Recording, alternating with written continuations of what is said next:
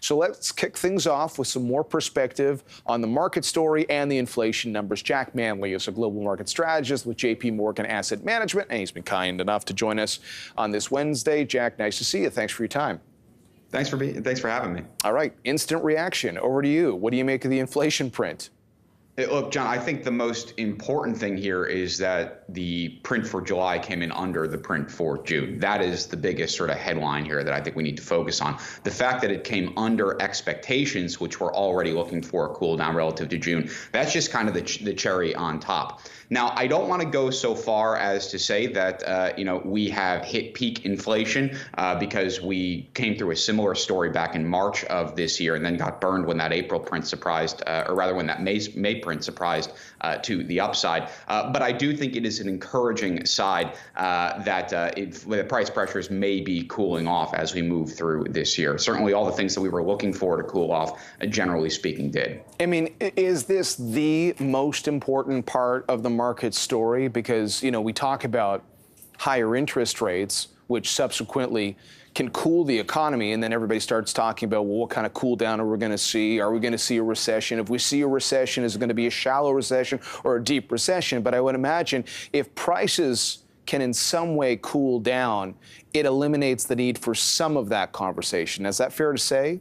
I think that's exactly the way that we should be thinking about it. We already have now a second consecutive negative quarter of GDP growth. We already have layoffs starting to tick higher, jobless claims starting to tick higher, a little bit concerns on the labor side of the equation. But the Fed pays attention to both things, right? It pays attention to employment. It also pays attention to prices. And thus far, the price appreciation has been so great that people were concerned that the Fed wouldn't really care too much about that slowing economy, that they would focus squarely on wrangling in prices. Now that we're seeing that downward pressure that we were looking for in CPI, it could be interpreted as a sign, exactly as you said, John, that the Fed doesn't have to be as aggressive this year because the economy is naturally slowing down and inflation is cooling off gradually. So we living next to the U.S., oftentimes it's impossible to ignore. It has obviously such a huge impact on our economy as well. But coming into this week, we had seen that job story in the U.S. on Friday that was relatively upbeat. Now, we saw job losses in Canada, to be clear, in the monthly data for a second straight month. But even some people said, well, the unemployment rate is holding well. So you have a still robust jobs market in both countries, which helps to soften some of the blow from these other issues out there. So I guess for investors who are trying to figure out where the economy goes from here and how they should position, what's your best guess right now?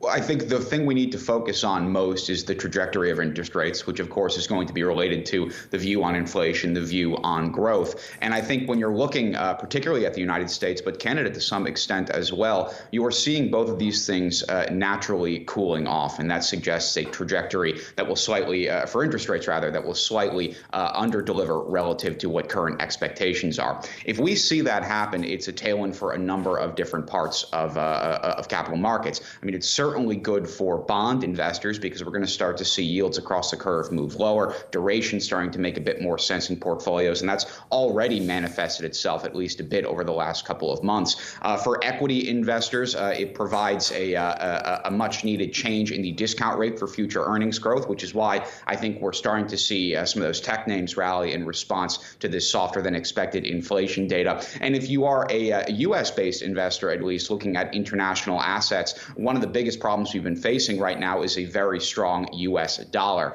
A softer than expected inflation print leading to lower than expected interest rates will be dollar negative and therefore a tailwind for U.S.-based investors looking at international assets. So a lot of different ways that you can approach this, but I think ultimately, John, it boils down to interest rates, which of course, as we've said, are a function of growth and inflation. I'm glad you mentioned currencies too, because just looking at the market dynamics this morning, and I alluded to this earlier, we're still waiting for the latest inflation numbers, about a week away from them in Canada. But immediately the market seemed to think, well, if this is the situation in the U.S., you might have a similar story in Canada. So maybe the Bank of Canada is in a position where they don't have to be as aggressive. Kind of a complicated story. Obviously, we've got our housing market here to watch as well. Real quickly, though, this was a week where we were already seeing a number of gloomy outlooks from, for example, the chip sector. I think of Micron and NVIDIA. And you could have had a case here, Jack, if you had hotter than expected inflation numbers. People would have found a narrative to say, oh, look at that, it's not under control, and you're starting to hear companies warn about their outlook. So it still feels a little sensitive out there right now. It is sensitive out there. I mean, I think you mentioned earlier, John, 8.5% feels like a real win when you're coming off a 9.1, but it's still abysmal relative to history. And if you think about what the Bank of Canada or the Federal Reserve are looking to do, even if they underdeliver relative to expectations, we're still looking at a higher rate environment than something we've seen in the last 10 or 15 years. You have earnings growth under pressure. You have war in Europe. You have COVID continuing to cause problems, particularly in Asia, particularly in China. There's a lot to be gloomy about. But I think what we need to focus in on right now is not what's directly in front of us, but more that long-term story. And so when I'm talking to our clients, John, I'm focusing in on what's happened to valuations over the last 6 months and pointing out that there are some buying opportunities out there in markets right now that allow you to kind of shrug off any of the near-term volatility and focus in on that bigger picture story.